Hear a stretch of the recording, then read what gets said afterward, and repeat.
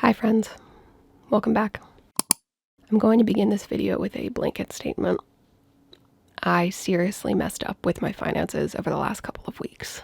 I held out pretty well during the Black Friday sales, but that hasn't lasted. I can't even put it into my budget because I can't cover what I did from my budget. I had to pull it from savings to cover it because that still seems like a better idea than letting it sit on a credit card at almost 20% interest. I didn't spend thousands of dollars or anything, but I did spend upper hundreds. I bought myself a new fitness watch and justified it to myself with the fact that my previous one, which was several years old, kept dying every time I tried to go for a run outdoors when it was under 45 degrees. This watch was extremely on sale since it's the previous generation, but I didn't really need it. I've sweated all over it multiple times now, though, so I don't think I'll be returning it at this point. I also got caught out by the Verso Books Christmas sale, which was 50% off everything if you bought 5 or more books. I really shouldn't have done either of these things, and I know why I did it, but I didn't stop myself. I had a terrible time this holiday season, to the point where I basically had a mental breakdown on the solstice, and the books in particular are a revolt against the people in my life who refuse to engage with media that challenges their accepted worldview. Maybe I'll try to report on them in these videos as I work my way through the reading list that I gave myself, since a lot of it has to do with capitalism and the economy in general. I then got hit by what will be an approximately $2,600 car repair bill because my inspection was up, and it turns out that I need to have my battery, rear brakes, and control arms replaced. I knew the battery was coming, but the brakes and control arms were a surprise. I don't know what my final bill will be because it goes back tomorrow for the control arms and the brakes, but I did pay $634 last week for the battery and to swap my winter tires, so I'm expecting roughly $2,000 of additional charges. Once that hits, I will have completely cleared out my emergency savings, and this is going to require a total reset of my budget starting in January because I'm going to need to increase my emergency fund contributions again until I get back to a point where I've got some buffer against things going wrong. Possibly the worst part of all of this is that this runs counter to the lesson that I've taken from this experience.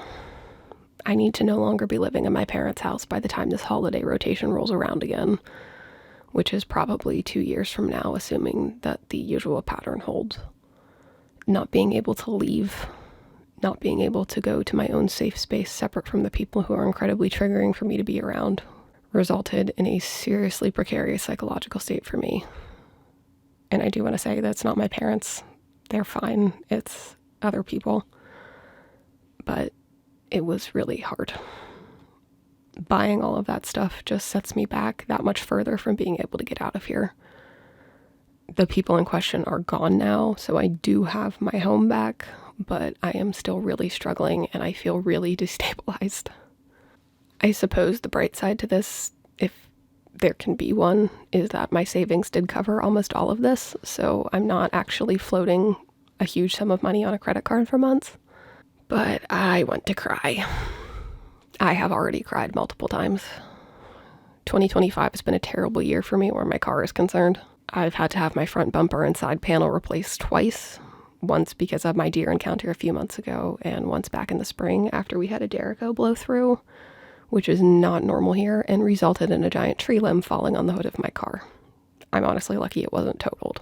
Both of those were covered by my comprehensive car insurance, but I was on the hook for the insurance on the rental car that I had for upwards of 10 days both times. And this has just not been a good time for me at all, and once again makes me really mad at my past self for putting myself into this situation. I know that's not productive, and I know I just made it worse by making more impulse purchases, but it's how I feel. It also really highlights the need for me to get a new car, but I can't do that because I can't reasonably afford the monthly payment until I significantly reduce my debt burden, and I can't significantly reduce my debt burden easily if I'm spending multiple thousands of dollars a year on car maintenance. This year wasn't terrible on that front in that I haven't spent anywhere near a year's worth of car payments up till this point. It only feels that way because of my car being in the body shop twice, but I'm afraid it's coming sooner than I'd like. I also really need to bring my credit score up to make sure that I can qualify for any of the promo rates or get a lower rate in general if there isn't a promo rate available. It's definitely not so bad as to make me unable to qualify for anything, but according to Experian, my auto loan score is about 30 to 50 points lower than my regular credit score, and I'd really like them both to be above 700 before I apply for anything new. With all of that being said, let's get into the actual purpose of this video, which is to review my prior budget and budget for my most recent paycheck. Ignoring everything I just said, I didn't do terribly regarding what I did budget for a couple of weeks ago. My paycheck was the same as always at $2,717.09. As far as fixed expenses go, my YouTube membership and premium subscription came in at their usual costs, but my New York Times subscription actually costed me nothing. I didn't realize this before, but they're actually crediting me for the overpayment from my November subscription.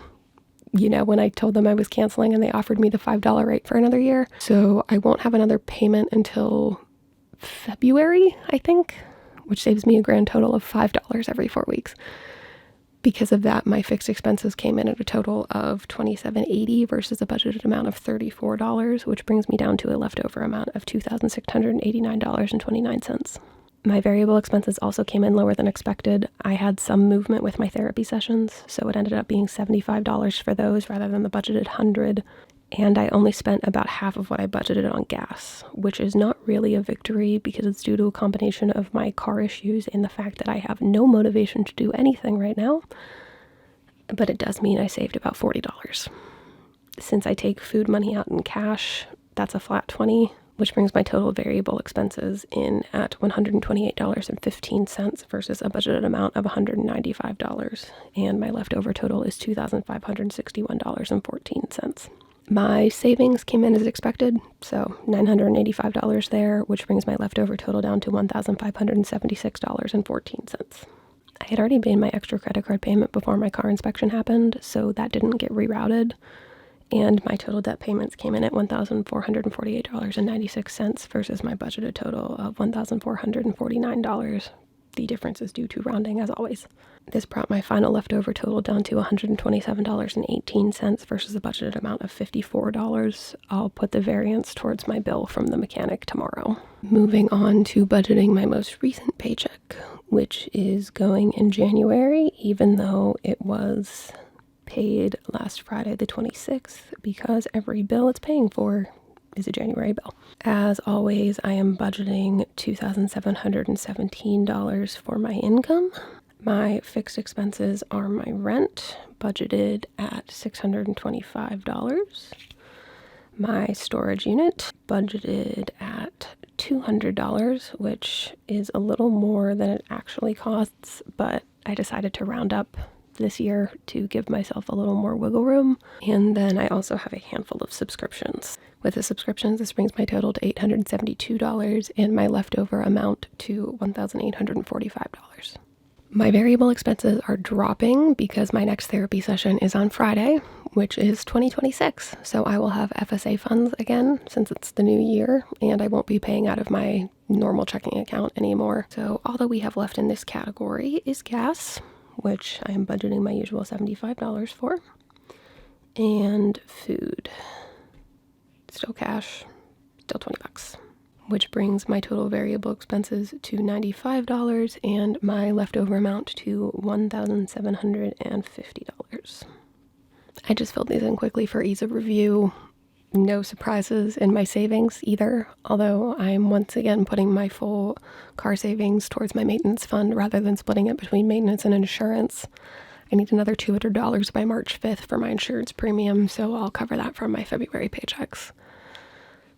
My total savings come in at $985 as always, which brings my leftover amount down to $765. My debt payments are also unsurprising. I'm not decreasing my payment to my bank Visa to top up my emergency fund because I'm charging half of my car maintenance to it tomorrow. I've also got my $55 payment to my credit union Visa, which I'm not changing because it's small and I have plans for that card over the next couple of months. More on that in a different video. That makes my total debt payments $650 for this paycheck and leaves me with a leftover amount of $115. I may end up rerouting some of that towards either my emergency fund or my car maintenance fund, but I'm going to wait till I get to the end of the pay period before I make that decision. I'm also going to fill this in because I actually already paid it today. So that's done. All right, now onto the debt updates. There's not a ton to update here. The only real update I have is on my Discover balance transfer card. My most recent statement balance was $5,133.14, which brings my total decrease on that card to 11.2% since my first video on this channel, and lets me color in another 2 stars. In total, I've decreased the balance on this card by $647.43 in the last 4 months.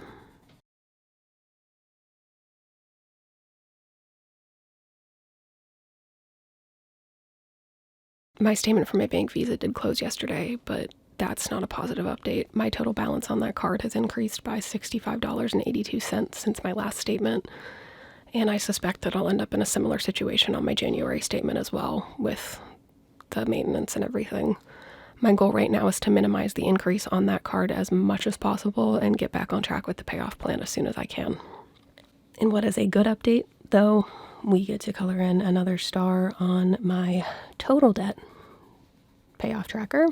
My total balance is now down to $70,914.08 as of my balance transfer card closing. Obviously, with my bank Visa increasing, I'm a little closer to $71,000, but either way, that is under the threshold that I needed to color another star in. So we get to do that. That's fun. In total, as of my Discover closing, I have paid off $3,341.18. So that is a win, and I need to focus on that. I really don't mean to harp on this, but I'm really tired, guys. I'm exhausted. I know I said it already, but the last couple of weeks have been awful, and everything with my car was just the cherry on top, because I've had multiple times over the last couple of years where I felt like I was finally getting myself on track, and then had a multiple $1,000 car repair bill screw me over. It's so difficult to not feel disheartened, particularly when my general psychological state is so poor. But what I do have going for me is that, as mentally unwell as I may be right now, I am miles more stubborn than that. So I'm not going to give up as much as I may want to. This is not the good positive vibe that I wanted to close out the year with, but that's life and reality, and there's no point in lying about what's going on, even by omission. I hate that I'm reporting that I had a backslide, but I also feel weirdly motivated that I'm reporting it, because it's going to feel that much better when I get to tell you guys that I overcame it and add up how much progress I've made. I mean, how much progress I've already made here. It's a drop in the bucket in terms of the total, but like, I have paid off multiple thousands of dollars of debt so far this year, and that's a win. As I'm sure you've already figured out, I will have my total car repair bill by my next paycheck budget rather than just the quote. And we will see what I can do with moving things around to balance continuing to pay off my debt while also replenishing my emergency fund. I did not have a significant emergency fund the last time I got hit with a bill like this, so the fact that I do have one now is already a massive improvement. It was also confirmed last week that our raises will be communicated at my job in late February to early March, and they will be effective as of March 1st, so the first paycheck I will see that in will be March 6th. I'm not expecting it to be a huge increase, but my salary is finally high enough that I should see more than a $10 or $20 change after all my withholding, which will be great. Thanks for listening to me complain, if you have made it this far into this video, and thanks for letting me go into 2026 with almost 300 of you here at the time of filming this. I mean it when I say that knowing that you guys are here is really helping me to stay motivated and not let the last couple of weeks send me completely off the rails. I'm going to revisit my bingo board tonight and see if it still makes sense, and one way or another, I will try to get that filmed and posted this weekend so that you have some idea of what I'm aiming for 2026, other than just, paying off as much of this as I possibly can. That's it for me for this one. Sorry again for the Debbie Downer tone, but it is what it is, and hopefully I will feel a little better about everything in a couple of weeks, but we'll see. Until next time, bye.